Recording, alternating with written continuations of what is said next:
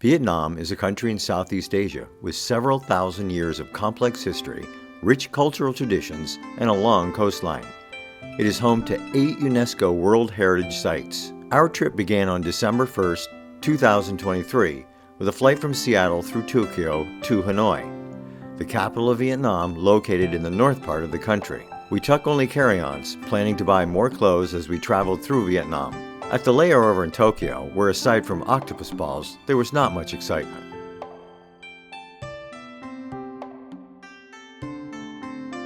Arriving in Hanoi, we checked into a posh hotel in the middle of the Old Quarter named the Hanoi La Siesta Premium Halong Bay Hotel and Spa. The first taste of street food was a boatload of food, literally. This is a morning at the top of our building where we're staying, Sky Bar, and it gives an incredible view of Hanoi, the lake to which we will go. This is where you can take your date, I suppose, and these are old French quarters of Hanoi, and we've got all this panoramic view. After a buffet breakfast, we were ready to explore the city. The streets of the Old Quarter are filled with shops and dilapidated architecture, with a distinct French influence. We walked to Hoi An Lake. We would see women dance all over the country.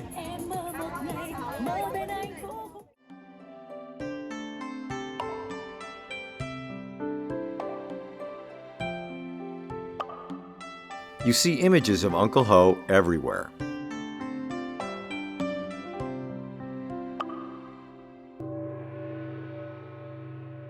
Next to the lake is the St. Joseph Cathedral in Hanoi, a captivating blend of French Gothic architecture and cultural significance.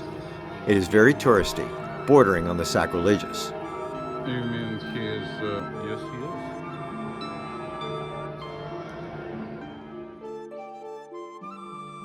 While we had heard good things about Vietnamese opera, unfortunately there were no tickets available. Emperors are on view next to socialist realism. Phones, money, laundry, so many choices. One of various signs that translate awkwardly. There are even chickens on the streets of the capital.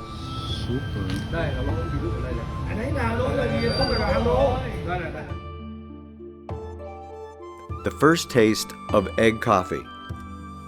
The recipe for the drink was developed when milk was scarce in Vietnam in the late 1940s, replacing milk with egg yolks. Cats and dogs on scooters are common everywhere. Some of the trees on the streets have fruit. It was curious as to why a concert was happening next to the hotel. There were no tickets for sale, no one was asking for money. Looked like a toy. Some cats have a hard life.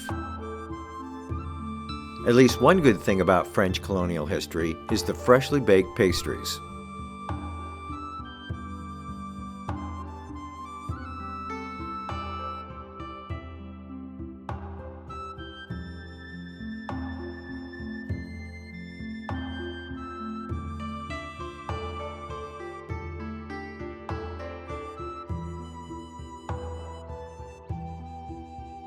A papaya tree grows randomly on the side of a street. No one seems to pay attention.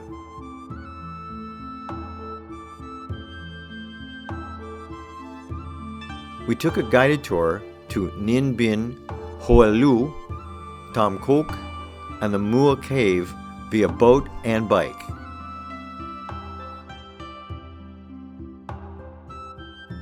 There are 500 sacred steps to walk up.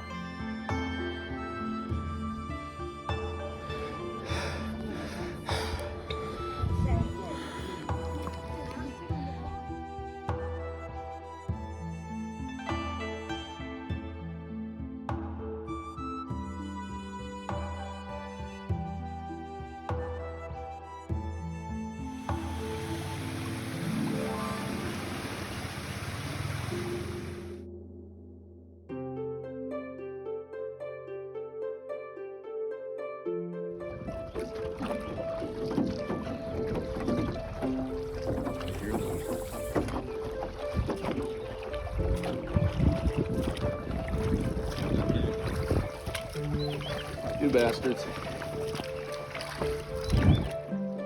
The tour included rowing to caves at what is a UNESCO heritage site.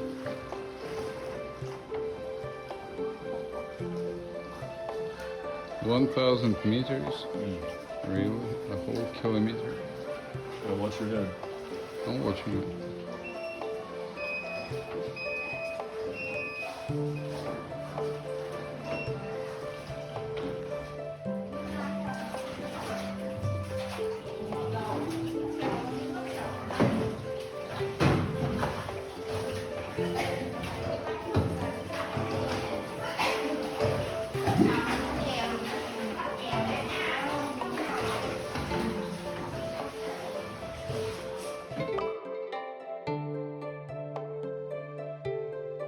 A lone cat was on someone's grave in the middle of a small island. Perhaps the spirit of the dead person. It seemed like a good omen. There was a time when koi fish were exotic in Washington state, but here the guide extolled the culinary virtues of one kind of koi over another. The black color fish you can eat, but this one very fishy, fishy flavor.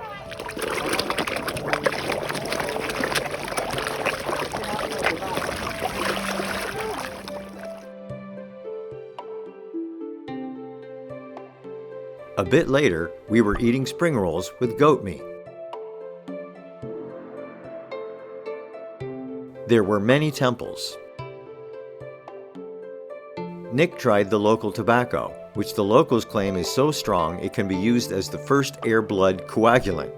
It made him turn green in the face. Paper flower trees seem like a freak of nature with 5 different colors on a single tree. This is the case that Jack built, or in this case, the local cement mogul building a palace right next to hovels and a gas station. Essentially an 18-story high middle finger to the people he grew up with. We went back to Hoi An Lake in the evening.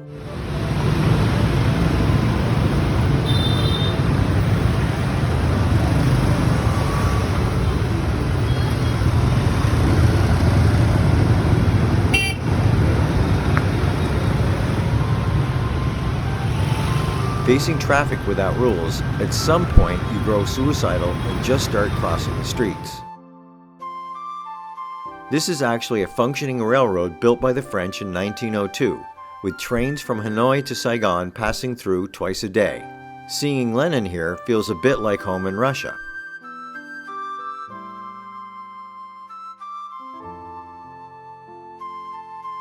The Ho Chi Minh Mausoleum is a twin to Lenin's in Moscow. Uncle Ho had cars and a rather aesthetic living quarters, residing here from 1954 to 1958.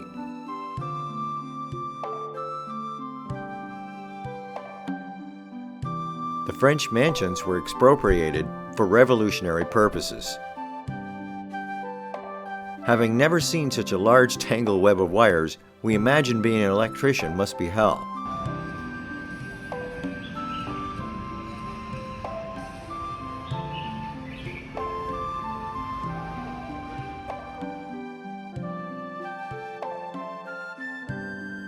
Here's something lost in translation, so to speak.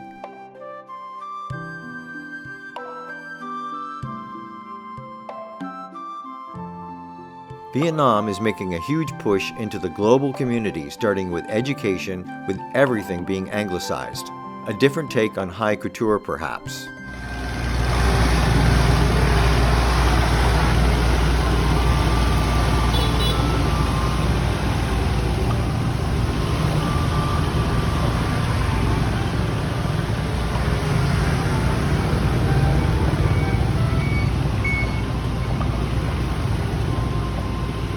We puzzle why would anyone bother painting a crosswalk here, or anything for that matter.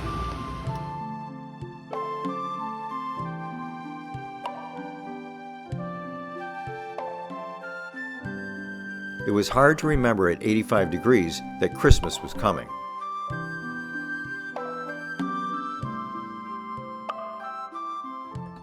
At Hoi An Lake in the evening, there appeared to be a local variation on Zumba, with middle-aged women dancing to European 1980s disco.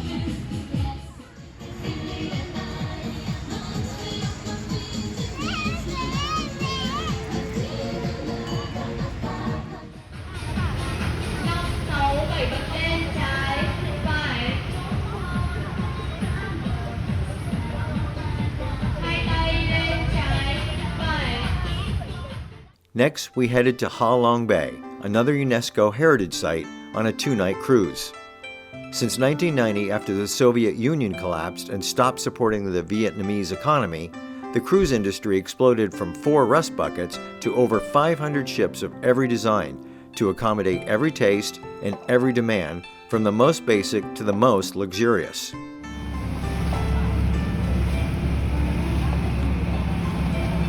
A shuttle boat took us out to our cruise ship.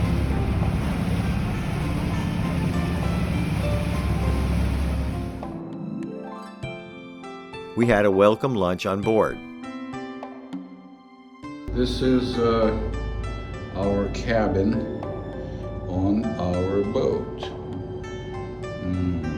This is a major bathtub, and if I open the window as I'm sitting on the boat in our major bathtub, here's what you can see. And there I will go from this major bathtub to not very major Ungrateful son. room with ungrateful son. Here is the TV, and then we have our private little balcony right here where we can sit and watch sunset. The locals on their boats go from ship to ship offering snacks and drinks. We went kayaking, where Yuri had a major meltdown, feeling that his son Nek was bent on drowning them.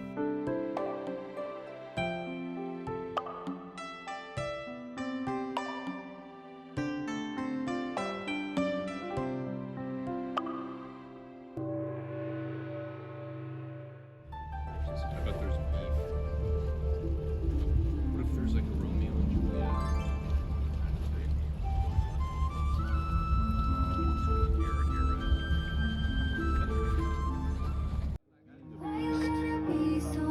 There's your star. In the evening at happy hour, it is obvious that the local drinking culture is non-existent, as all the drinks and cocktails are of a Western variety.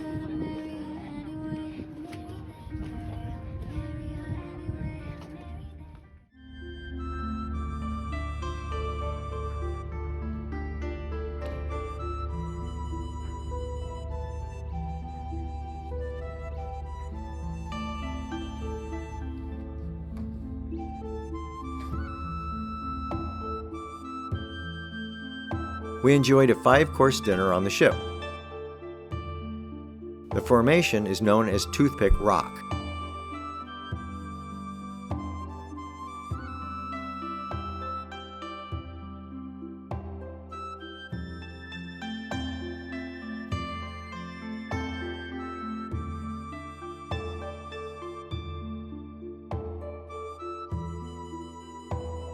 When visiting the local village to get a general sense of life back 30 to 40 years ago, there is the omnipresent Uncle Ho watching over everything, and dogs sleeping on empty streets. The fish here eat dead skin. Yuri is very popular with them, with apparently a lot of dead skin.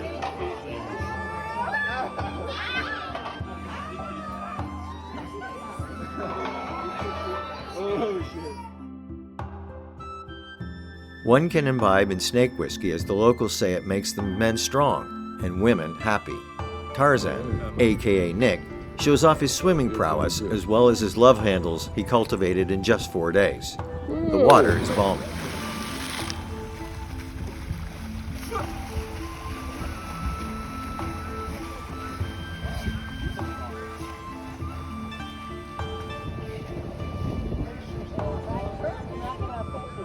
On the water, the sailing never stops.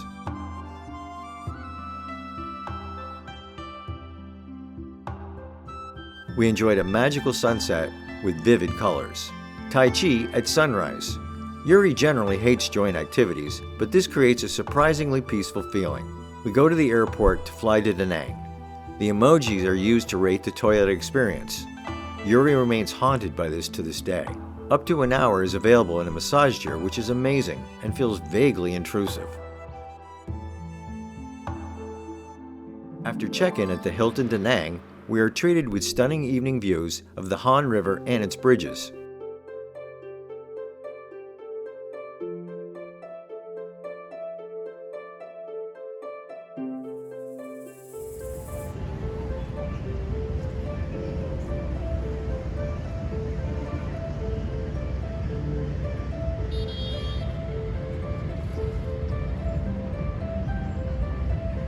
Lit-up boats are headed towards the Dragon Bridge, which throws flame on Saturday, and Saturday it turned out to be.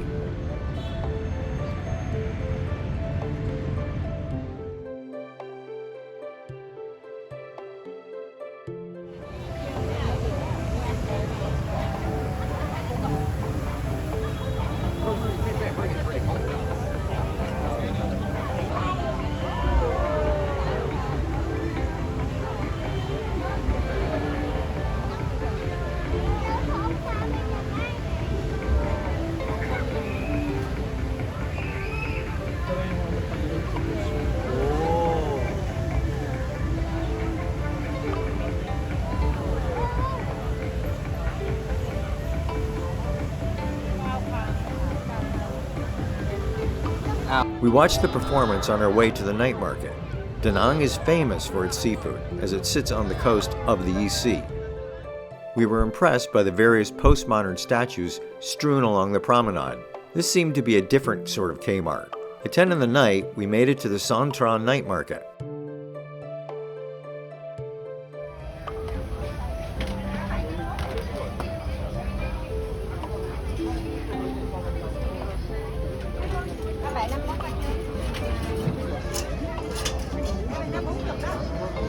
To put things in perspective, 500,000 dong is about 22 US dollars.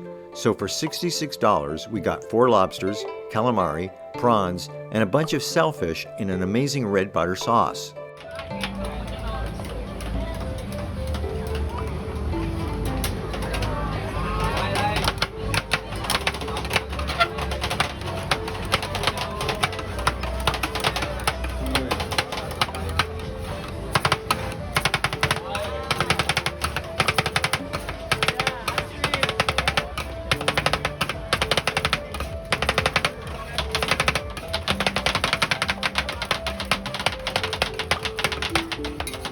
Yuri ordered a matcha peach ice cream that is made right before our eyes.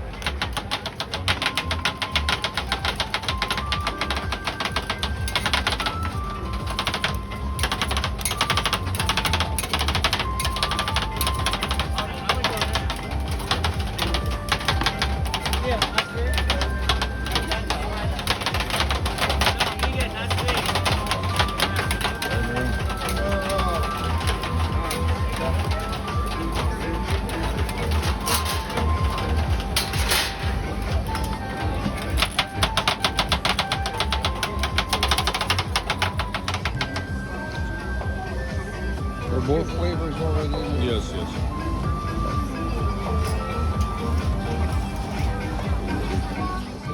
The next day we went to the Han market to buy some t-shirts, socks, and underwear, as we had traveled light.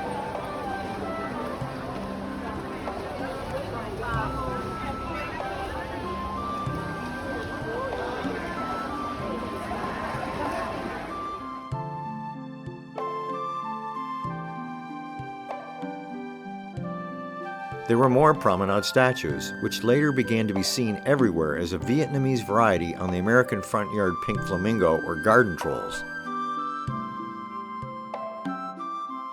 We were not sure if this was an intersex depiction. The Da Nang Museum of Cham Sculpture was built by the French in 1915. The Chams are an Austronesian ethnic group in Southeast Asia, as well as an indigenous people of central Vietnam. There is a huge Hindu influence. All the art is highly sexualized. Just another random temple on a street to wander through, with no one paying attention, which seemed to be the general attitude in central Vietnam. We decided to go to Marble Mountain on a whim, a place where the Cham people quarried marble. We climbed up steps going to the top viewing of Buddha and his sentinels.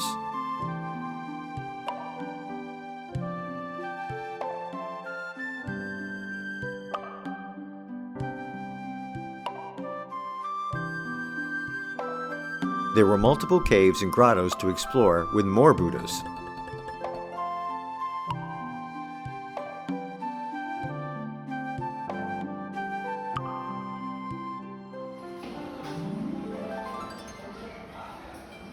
There were caves leading to other caves via slippery stone steps.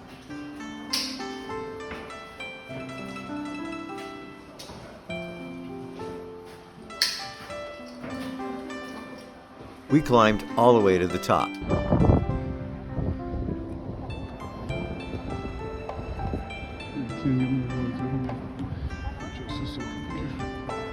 Switch places.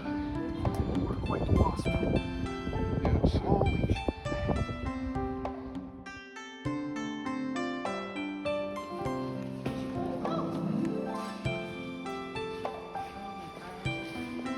Then we went down to Huan Quang Cave, the largest of the caves. The collapsed ceiling allows shafts of light to pierce the dark cavern, creating dramatic spotlights inside. Huan Quang was once used as a secret base and later a field hospital for Vietnamese revolutionaries. Its jaw-dropping size seems unlikely from the entrance, but it is large enough to house a massive stone Buddha and 2 shrines. One of the shrines is dedicated to the god and goddess of matchmaking and is a popular spot for couples and singles to worship. We were back to modern architecture and the world of the New Year commerce, in a place that has never seen snow. It was time for a repast at a restaurant that is within 15 minutes walking distance from Luke Lake, which got great reviews. There was braised flying fish roe in a clay pot with caramelized shallots and carp roe sauce, char-grilled boneless duck in mulberry leaves with mulberry sauce, grilled sturgeon with chili sauce served with thyme infusion. It was hard to remember what was infused and with what.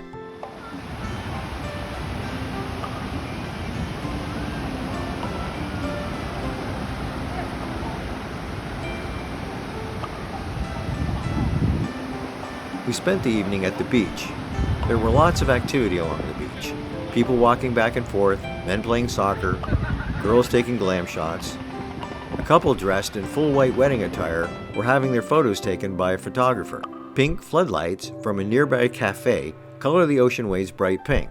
Surreal pink ocean as music plays. A walk along the Da Nang beach towards the Sontron night market passes along a row of posh seafood restaurants with tubs and tanks of cascading water illuminated blue facing the street. And swimming there was every fish imaginable, every crustacean, giant lobsters, crabs, and prawns, every mollusk and bivalve, calamari, octopus, a giant grouper, moray ales swaying menacingly, all to be consumed.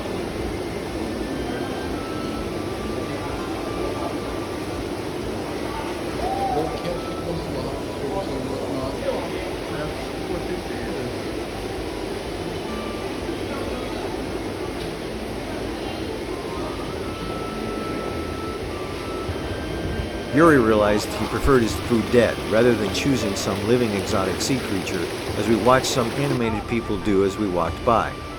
It is difficult to wrap one's mind around the logistics of ordering a grouper. One fish is enough to feed a train full of people.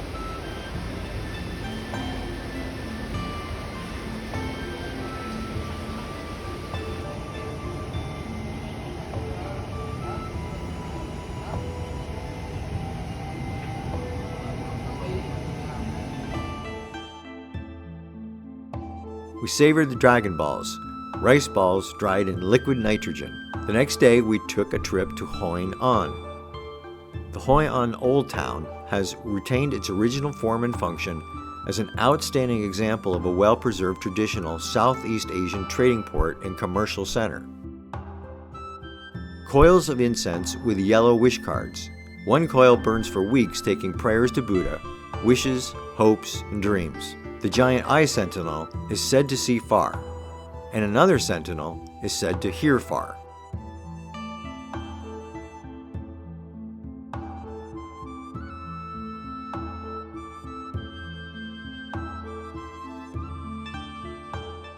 We walked into a performance where everything is ritualized.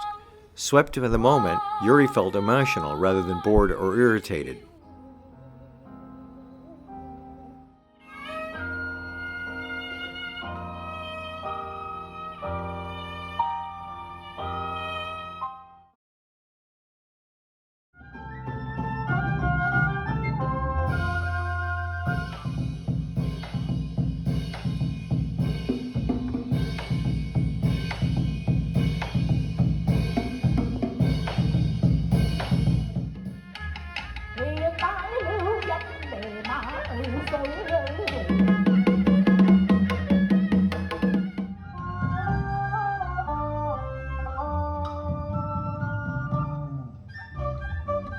We visited a 150-year-old merchant house where the mother-of-pearl furniture was breathtakingly intricate. In a silk factory, we watched the step-by-step production, from silkworms to the finished product. We had bespoke shirts custom-tailored in Hoi An and delivered to our hotel.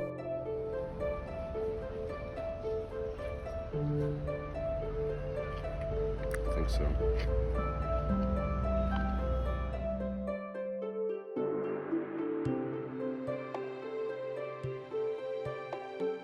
The next day, we took GRAB to the peninsula, where the white statue of the world's largest Lady Buddha, the biggest such statue in the world, pierces the sky.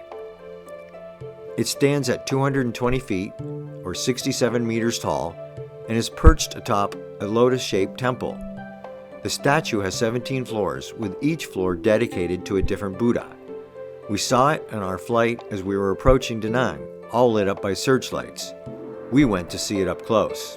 Son Tra Mountain is more commonly called Monkey Mountain, the name given to the area by American soldiers. Statues of Buddha were everywhere. Each statue had a saying by Buddha. We used an app that Nick had to translate the sayings. They're very cryptic and vague, suggesting something that would let one ponder their meaning for days. We encountered two types of monkeys. There was a very common pesky monkey that is known to beg for food and mostly congregates around the dumpsters. There was another very rare, shy, and elusive monkey, the red-shanked duak, that everyone wants to see, but no one does. Yuri had never seen monkeys in the wild before. It was quite an experience. There are lots of monkeys that are maimed. Males, despite their small size, look formidable. The most dominant the male is, the larger is the size of his testicles. We were quite sure that we viewed the most dominant male in all of the mountains. His ball sack was larger than his head. He looked at us severely, and we meekly retreated for good measure.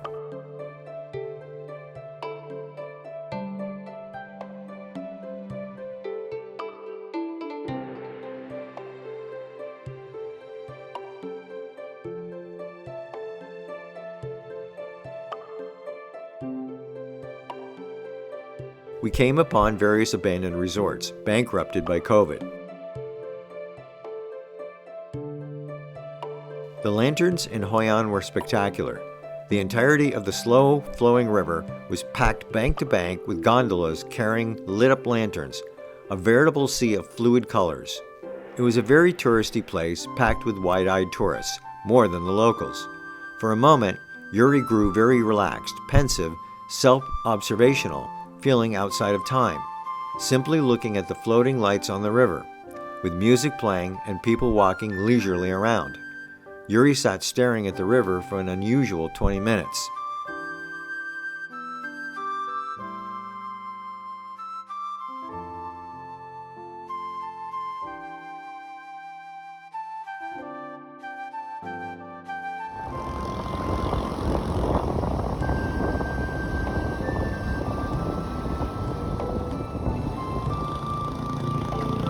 The next day, we went on a 6-hour tour around the mountainous roads, enjoying the breathtaking vistas. Each of us had a driver. The company was called Easy Rider. We went through the Hoi Pass with endless views of the jungle, beaches, and the ocean.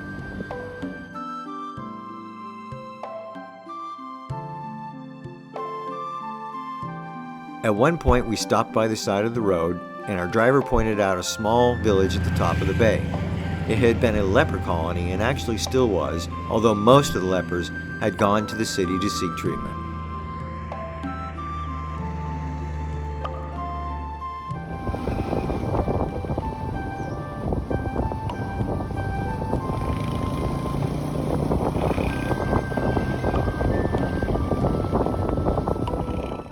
We took some pictures, walked around a fine sand beach,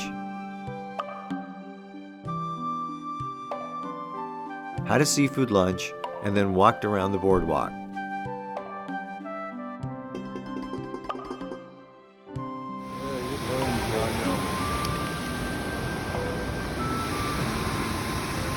All right. We climbed rocks along a waterfall in the jungle and Nick even jumped into the mountain river, which turned out to be warm.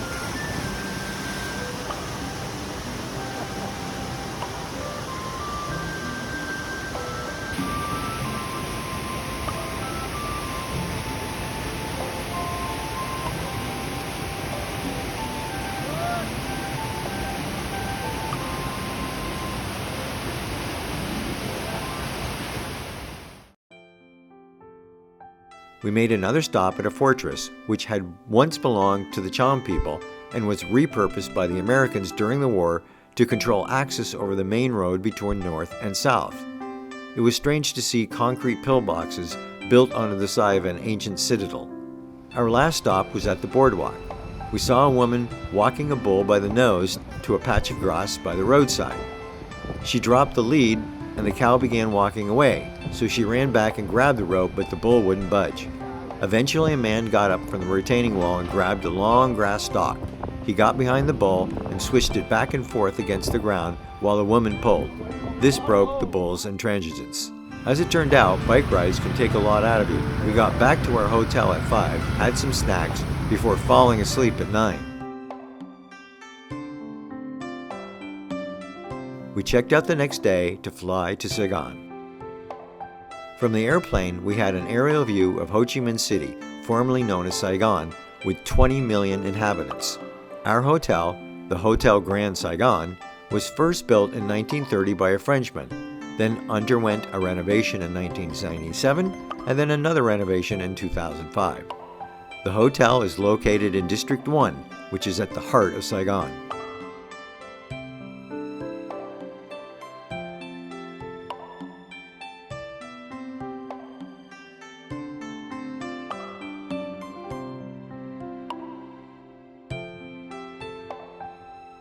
Even the McDonald's in Saigon is 4 stories high. We thought the traffic in Hanoi was crazy. In Saigon, it is simply insane.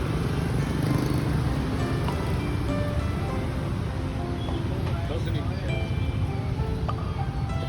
Nothing can possibly capture this.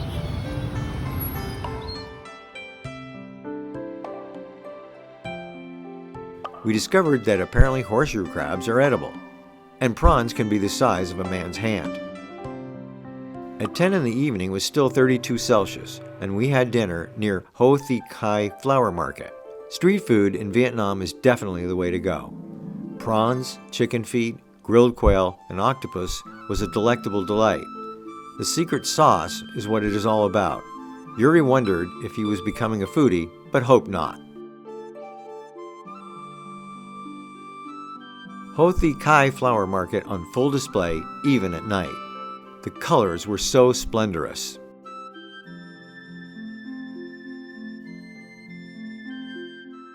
We went to a public square, which is an enormously long rectangle, paved in light-colored stones and filled with live performers. There was a massive stage performance at the end of the square where people sing songs of unity and peace. And then at the end of it all, fireworks shoot into the sky. For someone like Yuri, who hasn't traveled for a while, the energy of the place was absolutely electrifying. The following day, we visited the Palace of Independence, which was the residence of the former South Vietnamese government. There are a few relics of the war around the ground, a Chinese tank and a Russian T-54 tank representing the tanks that breached the palace gates.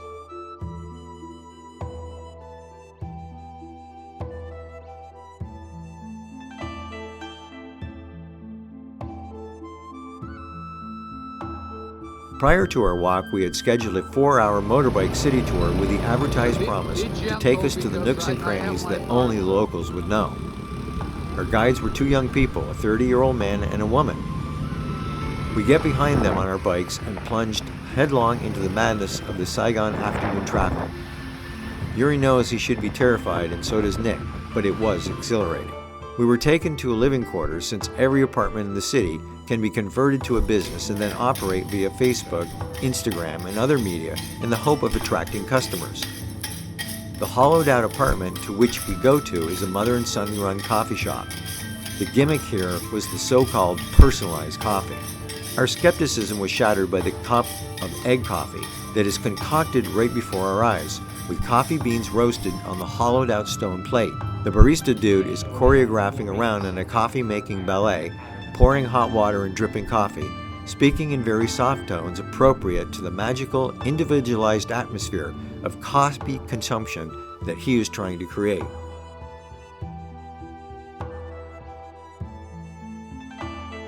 We then went to a shop where the owner is a Vietnamese war buff. It was a site where Viet Cong fighters were hiding in the basement, preparing for raids on Saigon targets. This is Nick's turf, and he is delighted at posing with RPGs and displaying his extensive knowledge of firearms.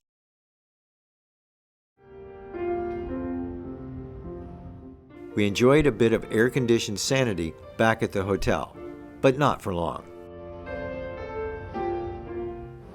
Bui Vien is the most crowded walking street in Saigon and is also called the Red Light District. The street features all kinds of entertainment. There are Vietnamese pubs that have sidewalk sitting where they serve beer and food. There are also many hot dance clubs and bars.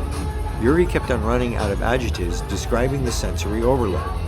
We faced every hour of every day in terms of mind-boggling, insane, terrifying, out of this world, wonderful, incredible, and so on. Now put all these together and you will get the vibe Bui Vien Street at night. There is a row of bars and nightclubs with music that compresses air into palatable waves pushing against one's body. Women are dancing in the windows, very attractive women. There is shouting, grabbing of arms, and trying to get you inside. Nothing can convey the atmosphere. It's exhilarating, fast-moving, and the picture, which is said to be worth 1,000 words, falls flat because no picture can capture what we see on that 12-minute stretch of the city. The next day, we went on a 2.5-hour drive as part of the guided tour to the Mekong River Floating Market. We stopped at a rest area which was as lavish, large, and imposing as all the rest areas in Vietnam seem to be. One interesting feature, there are about 100 enormous freshwater fish imported from the Amazon.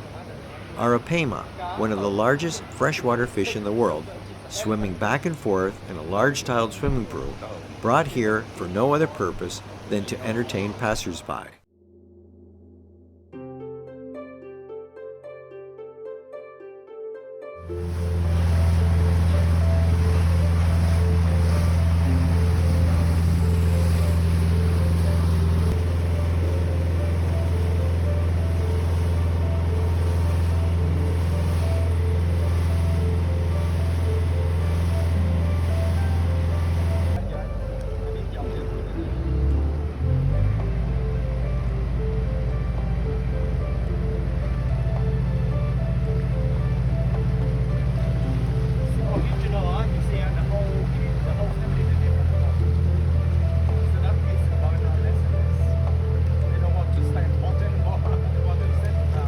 We made it to a tributary of the Mekong River.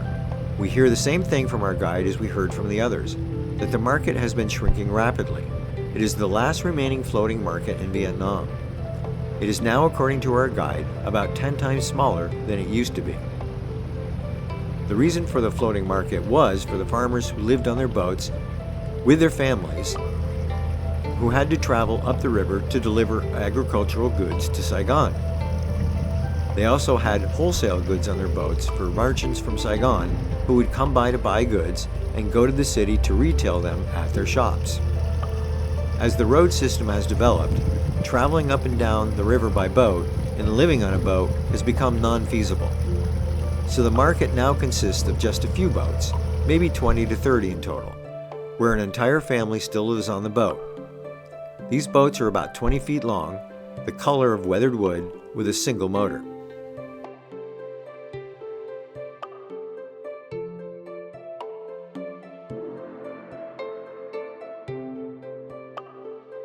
We go to another boat where local pineapples are served to us with a dash of salt.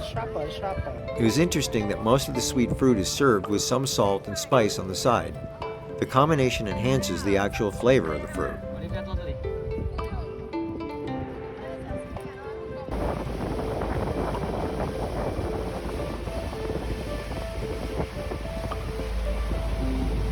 As we boated up and down the river, the banks are crowded with houses on stilts, emptying their sewage straight into the turbid water.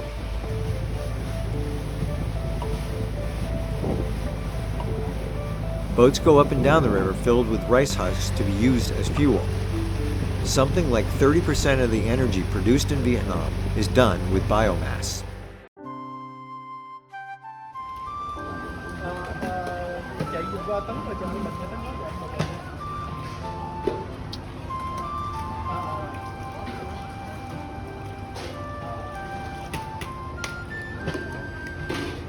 No matter how small the local market, the variety of living things offered as food exceeds that of any large supermarket back in the United States.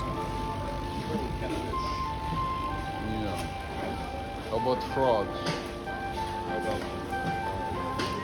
Oh, see, and they're salting eel while it's still alive.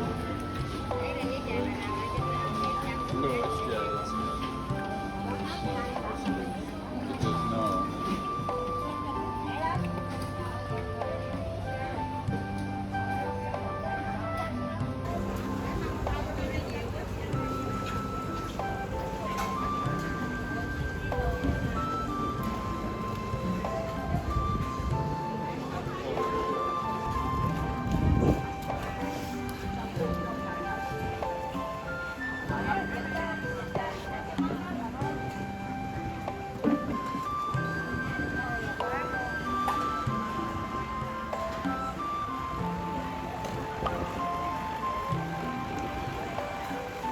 Whale with an egg.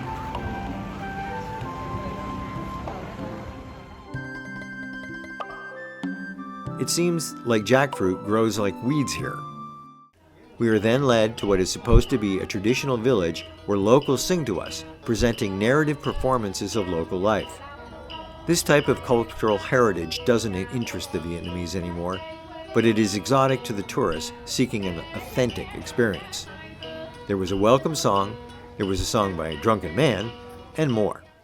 Yuri got a typical touristy picture taken with a boa constrictor draped over the shoulders. The snake is heavy and surprisingly not cold. The temperature outside is approaching that of the human body. Nick has a shot of snake whiskey from a bottle with a snake soaking in it, but passes on a snake scorpion potion. We walked into a shop to see an old technique of cooking pop rice. It begins with a wok-shaped pot filled with black Mekong River sand over a fire. Whole grains of rice, including the husk, are poured into it. The rice then launches into an explosive cannonade of popping and then cleaned through a sieve.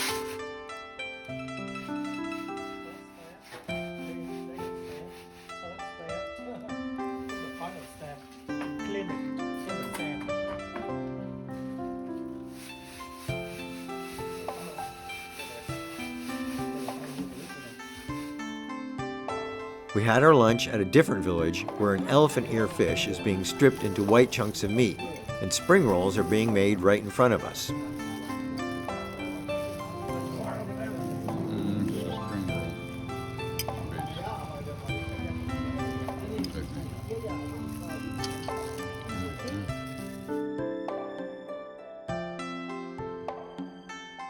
Yuri can't get over the intricate furniture inlaid with thousands of pieces of mother of pearl.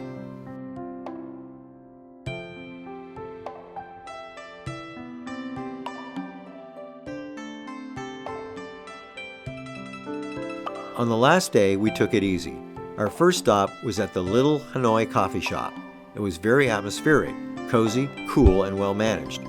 Yuri decided to try two new things, egg coca and egg matcha, the hot version. Nick orders an egg matcha, cold with ice.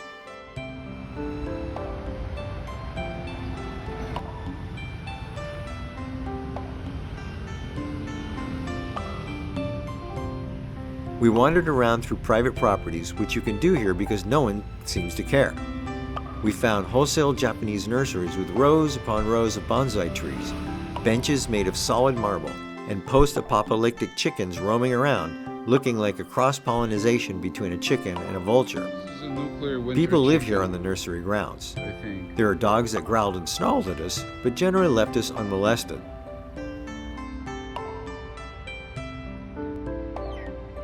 I totally lost their mama.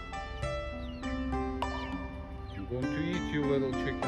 I am going to eat you. Our last stint is at the phallic-shaped Bitexo Financial Tower. We get a 360-degree city view from the ironically labeled 69th floor. Yuri is generally very skeptical of high-rises and city views, but this proved to be very relaxing and pleasant. We could see how polluted the city is, with the haze masking the outskirts of the city.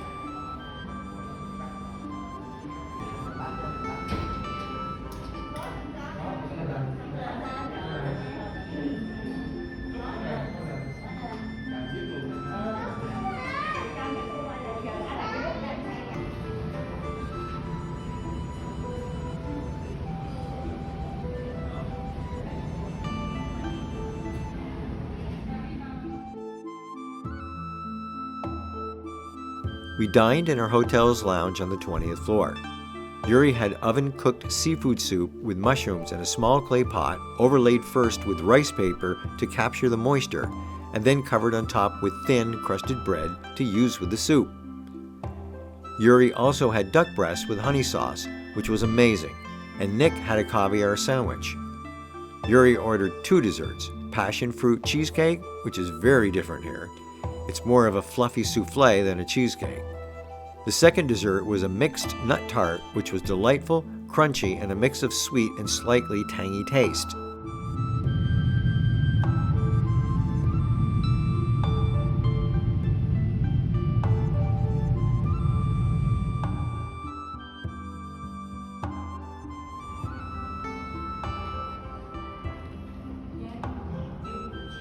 We flew back to Seattle via Incheon Airport in South Korea, which was like stepping into the future. The Incheon Airport blew our minds. It was one of those moments where it felt like we do live in the future. The Incheon Airport looks like an American airport in the year 3000. They have baggage robots. There are information robots. Endless doors, mechanical sidewalks, moving strips of holographic art on the ceiling, playgrounds for children, manicured plants, and food stores where you make orders by pressing buttons rather than talking to people. We landed back in Seattle. It took about 20 minutes to get through customs and another 20 minutes waiting for our ride. The sky was gray. The pavement was gray. The airport building was gray. People were uninteresting. Home at last.